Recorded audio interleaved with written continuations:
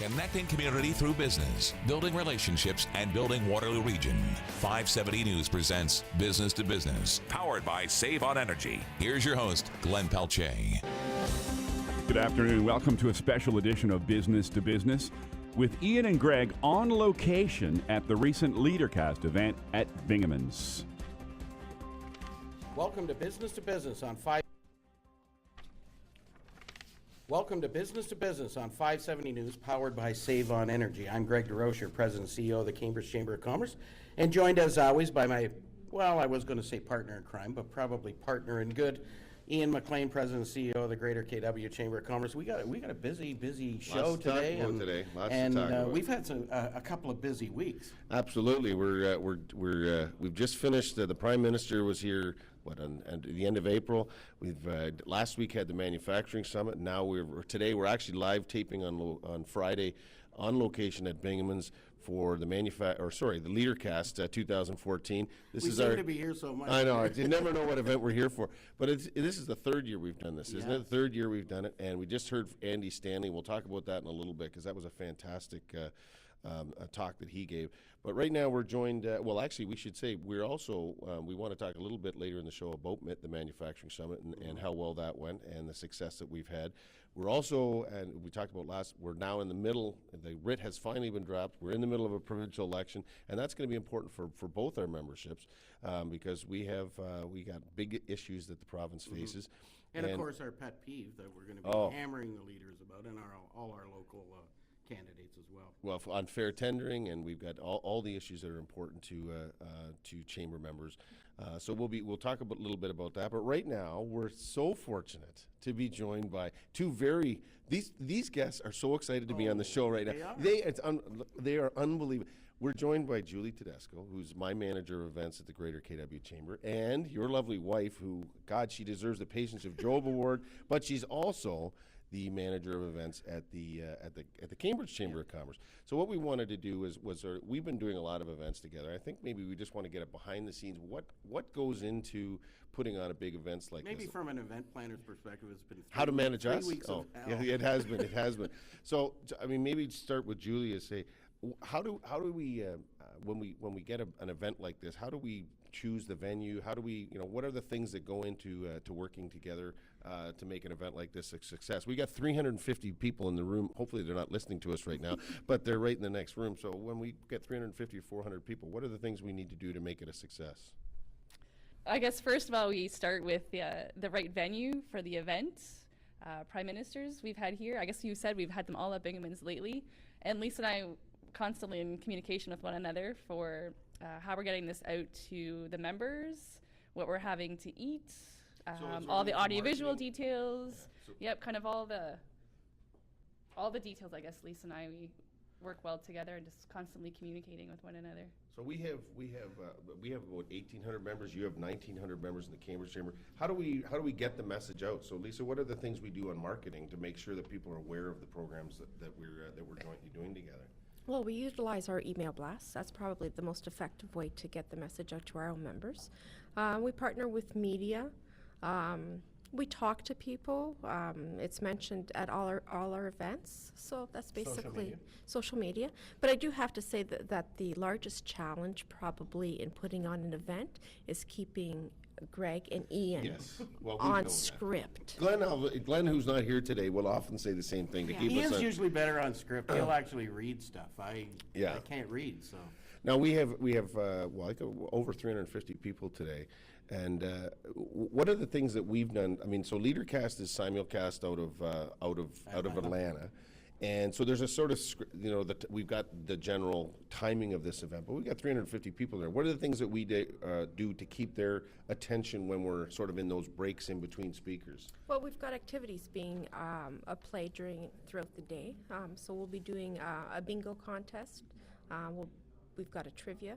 Are there prizes? Game. I've signed prizes. a whole bunch of bingo cards because one of the questions was, is there somebody in the room who hosts a radio I did that on purpose because there's I did that intentionally because there's only 2 people that host a radio Well, it show was that are funny present. because we have lots of listeners apparently. Well, Six listeners. a lot of the games or activities that we do are focused around networking, since that's a big portion of what we do at the chamber. It's to connect business to business people. So Well, that's what this is. I mean, we're learning in today's sessions about leadership development, about team building, about personal development. But it's also when you've got 350 business people in a room, and what better than networking? So it is a great opportunity. We've got a really good one in there for you as well, Ian. We have a confession booth. Confession. Well, my dad is a minister. I'm quite familiar with confessing my sins, but Well, these are not your general sins. These are your sins on leadership. well, I've got lots of those, but luckily we have great staff. And, Yes, we and, do. And you know what? I think that's certainly why we wanted to have Julie and Lisa on today. I think a lot of people don't understand the magnitude of putting on events like this, especially when you've got 2 different organizations, you've got different complexes of industries supporting it and membership supporting it, and bringing that all together to make it appealing and to get the numbers out, because obviously we need the numbers to get people out to enjoy these events and get benefits from it. So maybe just one thing to kind of bring that into focus is, I mean, Julie, how many events would we do if we include so the joint events that we do, which we've had 3 pretty big ones in the last 2 weeks, but between our education events, our networking events, including our gala, our annual events, how many events would we have in a year? I would guess probably between 80 and 100. Yeah, so it's 80 and 100. And that's just our chamber, plus Lisa's probably about the How same. many do you have, We're Lisa? about 50. Yeah. So we have. I mean, that's basically every second day. There's something going on in one of our chambers, and so that's where I think the gang has done a fabulous job. But it's important. We have our own memberships, and that's we can go through some other time why they're divided up the way they are. But that's part of the legislation that governs us. So we represent our particular areas and our business communities, but a lot of the important things that we're doing now are those 5 or 6 events that we jointly do through the year, because those are important to talk about the importance of the business community as a whole. And this particular event, LeaderCast 2014, is a really good event that we can jointly put on together, because what we're trying to do, and I looked through the room and you could see a lot of young people in the room, we're really trying to build that strength in our leadership for the future and inspire young leaders to come forward. And I think that's certainly something that our chambers are working hard at. Now, Lisa's been here for all 3 of these. This is the 3rd one. I think we've grown every year. So how many folks are here? We're about 350 this We're year. about 350, so we've grown it by about 100 Each over last year. Yeah. And I think that's important, is that we're always constantly. We were already talking this morning about how we get more people to take advantage of this, because it's such a great day. And I see in that room. Well, maybe you can tell us what are the types of businesses? I see some not-for-profits in there. I see business from Cambridge, Kitchener. You've got manufacturing, you've got service, you've got education, you've got every. Big I and think, small. and you also have kind of every level of employer as well. Like there's some executives that I've seen in there. Yeah, senior management all the way down to Absolutely. frontline Presidents of large companies are present. Yeah. So yeah. I think it's great, and I think Andy Stanley, who just came off, really talked about the theme this year, which was Beyond You, and talking about sharing. If you're in a leadership position, it shouldn't be about you. It should be beyond you, and that's about sharing your leadership skills with your team below you. So I think it's a great message and something that I think everybody will be inspired with. I was just say the other important piece that we work a lot on is the sponsorship piece, because that brings in it helps us be able to do these large events as well. That's right. Those are the Save on Energy folks who do the radio program, actually, but this is one of those events where they get an opportunity to be in front of those businesses, whether they're large or small manufacturing. But that's what I see when I look in that room. I look up from the back and you see every kind of business from all over the region, not-for-profits, which, I mean, I think leadership training and becoming more entrepreneurial is a big part of what they do. But as you say, every sector is represented in small. So for those that missed it this year, we're looking for bigger and better next year. We expect to have. I believe it's May the 8th, 2015 is next year's date. Yeah, and so we're gonna have early bird specials for that, and try and broaden this out so that we have 450 next year, because the networking is when people are taking the breaks, their lunch breaks, their coffee breaks. Lots of great networking happen. So for those When we that come back after the break, too, we're going to bring in some people who are actually experiencing it. So these guys were fantastic on the show today. they and were I know they were great. really I know, excited I to know be there. they were really excited. Yeah, we had to drag them over here. Anyway, this portion of Business to Business brought to you by Gallagher's Travel, serving the Waterloo region and beyond. We'll be right back with more Business to Business powered by Save On Energy right here on 570 News. You're listening to Business, powered by Save On Energy, featuring local businesses, solutions, and success stories, connecting community through business on 570 News. And welcome back to a special edition of Business to Business on 570 News. I'm Glenn Pelche. Thanks for having us on today. And we go back now to Bingaman's for Ian and Greg at LeaderCast. Welcome back to Business to Business on 570 News, powered by Save On Energy. Ian, it's a great morning right now. We just had Dr. Andy Stanley. Yep. And Dr. Henry Cloud. yes. And two great sessions to start the day, and we've got lots more. We still have Malcolm Gladwell, which we're looking forward to later in the day. Desmond Tutu's coming on just after the break. We're just in our first break here at Bingaman's, and Laura Bush later after lunch. So we've still got some great Oh, we got speakers. some great speakers coming up. We're actually joined right now by our Save On Energy heroes, the ones that not only sponsor Business to Business, but are also the leadership sponsors here today. And we're joined by, from Kitchener-Wilmot Hydro, Jerry Van Oudegen, and we're joined from Waterloo North Hydro with Renee Gayton. So, Jerry, what has inspired you this morning from a sponsorship perspective, but more from a leadership perspective on what you're going to take back to the office on Monday morning?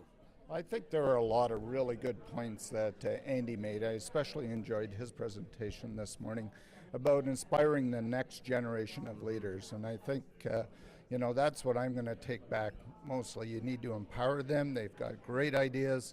As we're more removed from the day-to-day activities of our work, we need to look to the next generation of leaders to really set the stage for us. Now, wasn't his comment that the more senior you are in your organization, the less organizational IQ? I found that really interesting to say. You have more responsibility, but you actually have less expertise to actually make decisions, so you really do need to empower your staff. Yeah, absolutely. That's what rang true to me. It's hard to know everything in the organization, and I'm not an expert in everything we do, but we have great people that work at our company, and we really need to empower them and encourage them to come forward with new ideas. What I found, Renee, is that certainly from the hydro authorities in our region, you often hire young people, millennials, and you give them a tremendous amount of responsibility. Passing on that, as Andy Stanley said, leadership is not about you; it's beyond you, and it's about being able to transfer those leadership skills and attributes of a leader down to those. How do you find that on a day-to-day basis working with? You must have lots of millennials, because I see them all coming into the hydro authorities for sure. Yeah, we've been very fortunate that we've been able to attract a very good, young, talented group of people. And I think the big thing, as was said this morning, it's to give them the opportunity to say, okay, well, it's your company, it's your business, these are your customers, you decide. What are we going to do to help them? And our jobs, I think, as Jerry and I have found over the years, the higher up you go in the organization, the less we can do the day-to-day. And as was pointed out to us, we probably don't know all the day-to-day. So we have to make sure that they're comfortable, that they can make those decisions, and we have to be there to back them up. Give them the training so they know what they're up to, and make sure we put them in good scenarios where they can make good decisions. And if they need help, that's our job. How can we help them?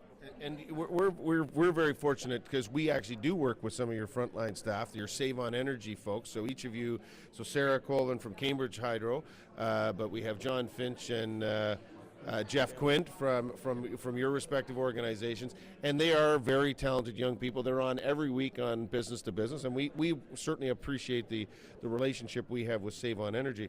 But those young people they're really driving Save On Energy. So when we went to them and said, hey, LeaderCast is a great opportunity to come and partner and network and get to know all kinds of business leaders, but a group of people, they said, yeah, we're going to decide amongst ourselves, and then we'll, and they didn't say, but they would say, they sort of said, we will go to the leadership, but we'll give them our recommendation. And you've followed along and said the relationship we have with both our chambers through LeaderCast and other things has come from your young leaders. So you're living that empowering of your employees. One of the things I've always said that's very different about this region is the people in this region like doing business with the other business people here.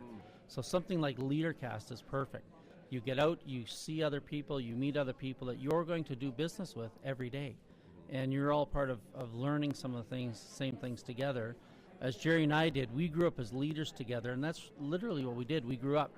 And a lot of these people are growing up together, learning who the other people are in town, and doing business with them on a regular basis. What a better spot than to have 350 people that are going to be the future leaders working together to develop this community and prosper. Jerry, what's your observation of the crowd? I mean, we were saying that off the top. We looked up from the back of the room and are pretty impressed with the cross section. But give the sense, because what we want, we'll be growing this event for next year, and hopefully in partnership with Save on Energy. But tell people that are listening and saying, what did they miss today? Like who's in that room? What are they learning at the tables? And why should they be saying May 8th next year? I'm making sure I'm at LeaderCast. Well, I'm really impressed by the diversity of the crowd that's here. I mean, we have CEOs here from local companies, and we have new young people here that are also hearing this and everything in between. So it's very impressive to see these people mixing together, learning from each other. I mean, we all have things we can learn. Certainly very impressed with how they're working together. Rennie and I, certainly on the conservation side, have been big promoters of working together in the region, and they do a wonderful job supporting each other and the businesses that we serve. So a very, very dynamic group out there, and we're happy to be part of this. I think what was interesting to me was those 3 points at the end of Andy Stanley's talk, where he talked about what Beyond You leadership really is about, and I think his first one was you decide, which is, Renee, what you talked about, and in empowering your staff to be able to make those decisions. And I loved how he related that. The father at home when his daughter comes home with a boyfriend and his wife says to him, "What do you think?" And he looks and thinks, well, maybe a little sketchy, but you decide. And I think that's a really good example of what we need to do as leaders, is we need to challenge our staff by saying to them, you go ahead and decide. And I think the next point, if I'm correct, was talking about once you've empowered them and given them that idea, then you say, now what can I do to help you? Yeah. And not putting the fear into them of coming to you for help, because that's really what leadership is all about. How do you find that type of, those two scenarios work within your organizations? I would say very much. I think that's why, as you said, we've got 3 great people in what Jeff and John and Sarah are doing. We've set them up to be successful in what they're doing in CDM. And then we said, okay, you run with it. You make this work. CDM is conservation and demand management. So we've helped them to work with conservation. And then we've said to them, you've got the great ideas. You run with it. Let us know where we can help. Mm-hmm. And on a regular basis, you go and do that. And we do the same with many of our folks that we have in our organization is, all right, this is your area. You look after it. Let me know where I can help. And over the years, I found out my job is really more to run interference to make them successful and figure out when and where I have to help them do things. Well, thanks for joining us, Jerry, President and CEO of Kitchener-Wilmot, and Rennie Gation from Waterloo North Hydro. We'll be joined at the end of the show. I think it's actually Jeff Quint today, who's going to tell us about one of your programs. But we've appreciated you being here today at LeaderCast 2014. We appreciate the ongoing relationship both our chambers have with both all the utilities, but in particular with the Save on Energy program, which we think is so important to all the small businesses in this region. So thanks for joining us. And I think your organizations, all 3 organizations, are really good examples of leadership in the region of Waterloo in trying to lead business down that path of energy conservation. Everybody wants to do it. and we really need the support of your organizations in order to do the implementation. So we certainly appreciate you coming on as well. Well, if we can get them ways to save energy, it gets to their bottom line, it makes them successful. If they're a successful business, we keep them as a customer. So very much what we need to do. No question about it. This portion of Business to Business is brought to you by Gallagher's Travel, serving the Waterloo region and beyond. We'll be right back with more Business to Business, powered by Save On Energy, right here on 570 News. It's not just what you know, it's who you know. Connecting community through business. This is Business to Business on 570 News, powered by Save On Energy. And welcome back to a special edition of Business to Business with Ian McLean and Greg DeRocher on location at the recent LeaderCast event at Bingaman's. We go back to Bingaman's for Ian and Greg at LeaderCast. We're back. This is Business to Business, powered by Save On Energy on 570 News. We're here at Bingaman's for LeaderCast 2014. Ian and I are, but we're joined with two people who are here actually for the day. But also, we're at our manufacturing summit, and it's Mirzad from Kinetics Noise Control and his colleague Michelle as well. And this is Kinetics Noise Control, who formerly was in Mississauga. Actually, about a year and a bit ago, moved to Cambridge. Now building their employment base here, or working on a government program as well, but do some interesting things. So, Ian. Mirzad, tell us what Kinetics does, first of all, and then I want to talk a little bit about the manufacturing summit, because that was a great success. But tell us about what you do as a manufacturer here in the region. Sure, thank you for the opportunity. Kinetics Noise Control is a company leader and pioneer in design and manufacture noise control, seismic restraint, and anything related to vibration control. Kinetics and subsidiary of Kinetics, formerly known as Vibron Limited, been in business for about 56 years. We have pretty much depth of knowledge in any sector of noise and vibration.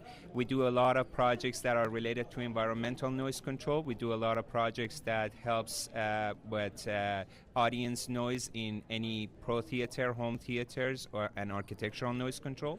So some of this related to construction, so the construction of a building, how to mitigate, as an example, boilers or HVAC systems, that sort of thing? Is that? Absolutely. So if we categorize noise to airborne and structure-borne, the airborne noise control will be very much in depth with ducting the noise and noise into the duct system on a new construction or retrofit. So we do silencers for big air handling and makeup units, and also seismic and vibration control for structural noise. So you've just moved to the region of Waterloo. You were in Mississauga for most of your start of since your business inception.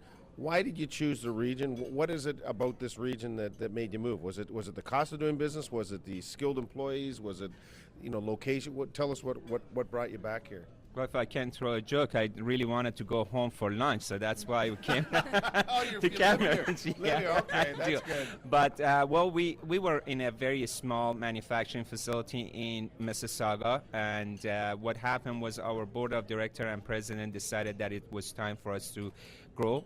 We considered every possibility, and Cambridge was on top of our list, obviously, for many reasons. Close to border, close to high tech, and a lot of instruction and construction is going on in Cambridge. Most people don't know about it.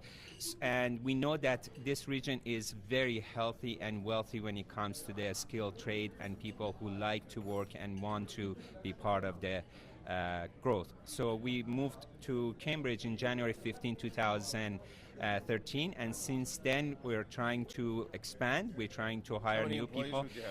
We came with 27 employees, and currently we're a little shy of 42. Wow. And we're still hiring. We're looking for talented people, both for the administration, sales, technical, and also skilled laborers on the floor. Look for at that, sheet metal. we're breaking news on Business to Business. The Well, jobs at Kinetics. They're going to get even more business because your staff have approached me. I put him in touch with Mirzad because they'd Oh, like to here it put comes. noise proofing around the walls of your Yes, office. I But do have a loud voice, but so last week at the manufacturing summit, you were both there. So Michelle and Mizrad, you were both there. What was maybe we had great speakers, but talk about the breakout session. You were at one of the breakout sessions. Which breakout session were you at? And what did you take away from that experience? Well, in reality, the breakout session for me was the fact that there are tons of programs that government and the federal and provincial they're offering, and a lot of manufacturers, including us, were not aware of it. And so that session was so you were very at the government program Yes, session. I was on the government program session, and it was really good to know that there are other programs that manufacturers like us can utilize and benefit from, and as a result is going to help the economy grow and is going to create more jobs and better manufacturing. We're going to do. I mean, we've already started planning for next year. We plan to have a full day with more exhibitor space so that companies can share what they do with one another. But also, I think have by sector, we'll have breakout sessions both in the morning and the afternoon where you can drill down a little bit more for specific sectors. So we appreciate you participating, and we're going to be spreading the news because manufacturing. And I didn't even realize this, but for Cambridge, when Greg tells us, it's a good 40-50% of your economic output, and it's still important in Kitchener-Waterloo as well. So it's in our interest to make sure we keep supporting that. But well, what's interesting about Mirzad is Mirzad and I got together just after the company actually moved to Cambridge, and we struck up a bit of a friendship, and we've wined and dined a little bit together. But more importantly, I think he's become. He's got some young staff, and Michelle is one of his young millennials that he's hired that are working here, and he really recognizes the value of connecting his employees with the rest of the business community as well. So Michelle, we're going to turn to you now because we're here at LeaderCast 2014. You've obviously never been to LeaderCast 2014. You've heard some incredible speakers, some interesting stories. From a millennial's perspective, how important is leadership to you and what you get out of your senior management, what they can do to help you become a strong and better leader? I think just doing what he does, like I'll use Mirzad as my example, doing what he does on a regular basis. He's mentoring us, and he's also, like the one questioner they said, what would you do? Or, you like not giving us the answer, making us go and problem solve on our own. Decide. Yes, you decide. Thank you. And it is one of those things that, at first you kind of get a little frustrated, but then you understand he's making us a better person because he wants us to grow the company. He's done an amazing job in the last 15 years that he's worked there, and he wants us to continue that on for the next 15 years when he retires, whenever. Well, we're not going to force him to retire too soon, though. And sometimes great leaders, what's really interesting is I just came back from a conference in Burlington, Vermont, and it was about millennials and boomers. And it was about the relationship there. And millennials are really interested in hanging on to the boomers for as long as they can so that they can capture that knowledge that's there. Well, I think that's what I mean. You talked about Andy Stanley's talk that we've already talked about earlier in the show, but I mean it is about how you empower, and that's what the whole session of today is. And I see a lot of nodding heads, whether it's the senior manager like Mirzad or Michelle at the same table, kind of saying, I get what empowering your employees looks like. And this whole day is about personal development, but it's about leadership training and it's team development. And those three things are things that every business needs to do. So and I'm with you. I think Andy Stanley's today was the best. Is that what stands out for you? I do that one, and I forget the gentleman's first name, but Mr. Tutu, Desmond Tuman, that was an amazing speech as well. It was very funny. I love his laugh. Well, yeah, probably Desmond Tutu is probably a little older than a boomer, but Great, incredibly still that really wise individual, really gets what community should be around the world, and I, that's what's interesting about a guy like Mirzad, and that's probably why we've connected so well. Because we have those inner beliefs that, our mission is bigger than making noise reduction equipment. Our mission is about helping people, and an event like this. How are you finding the speakers and the information that you're hearing? You know, I love every single one of them so far. I'm really looking forward to hear Malcolm Gladwell. He is one of my favorite authors, and I pretty much read most of his books. But what I really want everybody to gather from it is if we go home with one note, and if we do one good thing tomorrow or the next day, I think the world is going to be a better world, and we're all going to be a better leaders or better person. And I think that's what a lot of the speakers are talking about, saying, you know, improving yourself, improving your staff, improves your business, and it makes the community better. And that's what we do at the Chambers, and that's why we're proud to be associated with this event for, as we talked about, the third year. And it's been getting bigger every year, because I mean, people like you going out and saying, hey, that was worth spending a day at, is what we want, because we want this to be, and it's great networking. And we're just in the hall here, people are having lunch and sharing stories, so it's and we're actually keeping them away from lunch right now, but well, we're keeping ourselves away from lunch, but and you and I for one can both stand not having lunch. But I'll tell you, you know, going back to that Andy Stanley quote that we've quoted so many times, and Michelle brought it up about, you know, you decide. Yeah. The first time I went out for lunch with Mirzad, we went somewhere, and I won't give them any credit on air, but we sat down, and he said, what do you want? And I said, I don't know. And I said, well, you decide. And so he picked the greatest blue cheese burger I've ever had.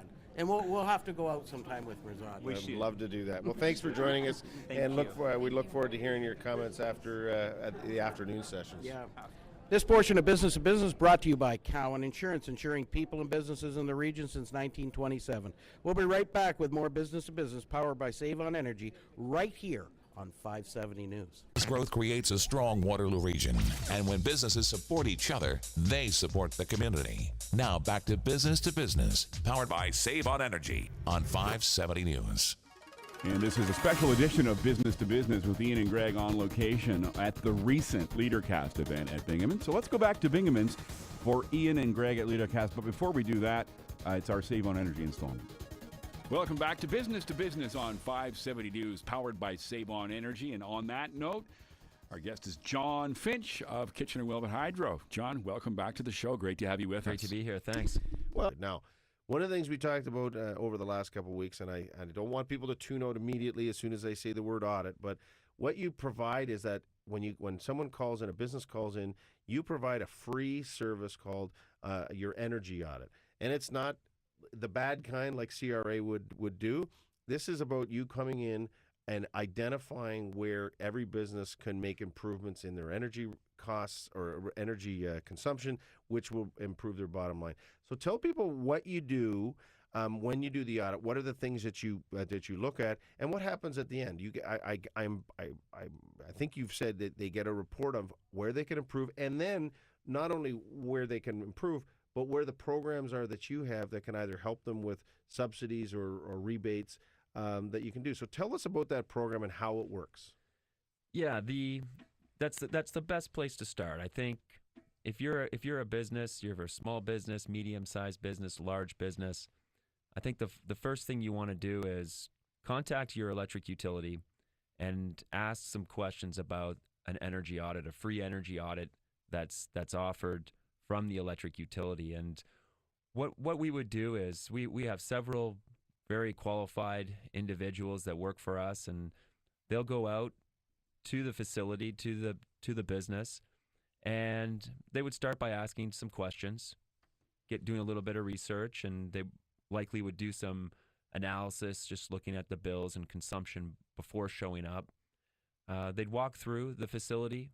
They'd start to identify opportunities where low-hanging fruit, some of the things that may be overlooked.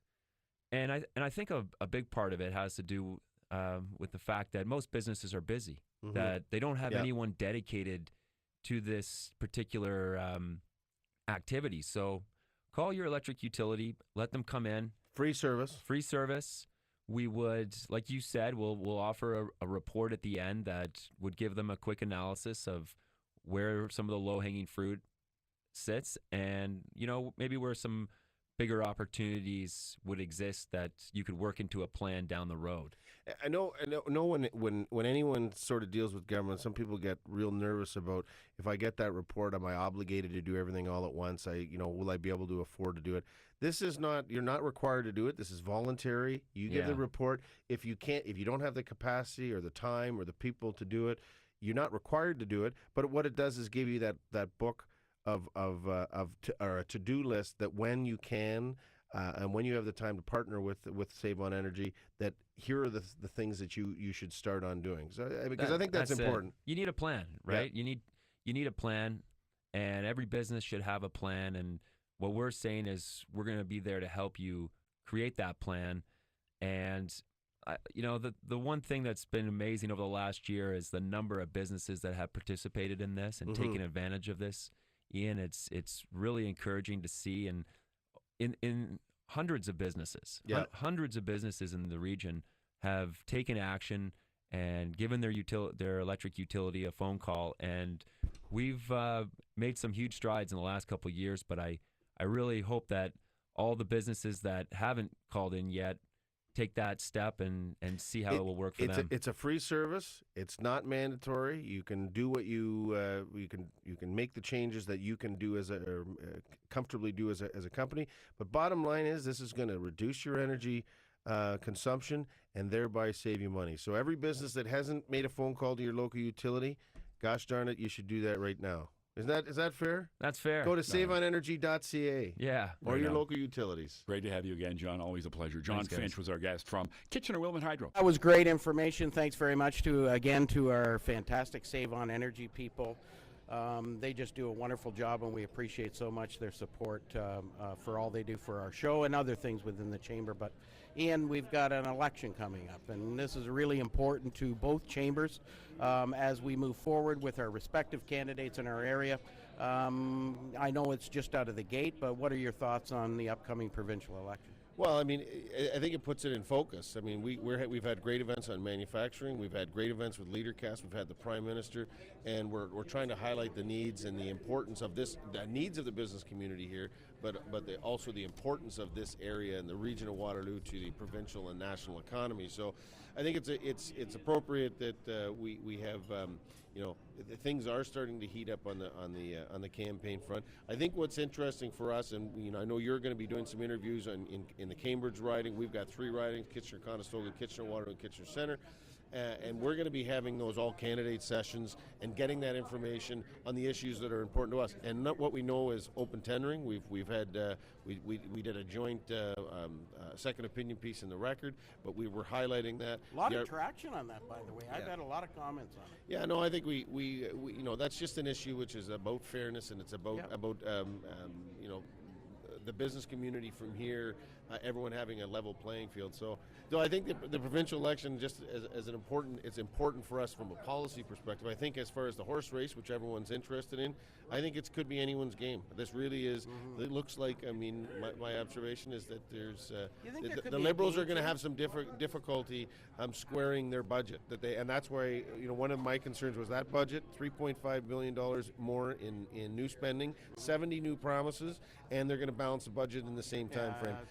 It doesn't make sense to me. I'm not quite sure whether it's going to work for her to be labeling Stephen Harper as the problem either with the pension scandal. I don't think it is. I mean, I think people are smart enough to know that the one person that's not on the ballot is Stephen Harper. You can say what you like about him. The fact of the matter is you're going to have a new premier after this election, and it'll either be Kathleen Wynne, elected for the first time, or it'll be Andrea Horvath, or it'll be Tim Hudak, and all of those have consequences for the region, for our members, and for the province as a whole. So I think it's been a little slow out of the gate because there's a moratorium on by the time the show airs, though, the moratorium is lifted, they can start doing their advertising. But we really haven't seen those ads coming out. We get some hearsay, some reporting going on.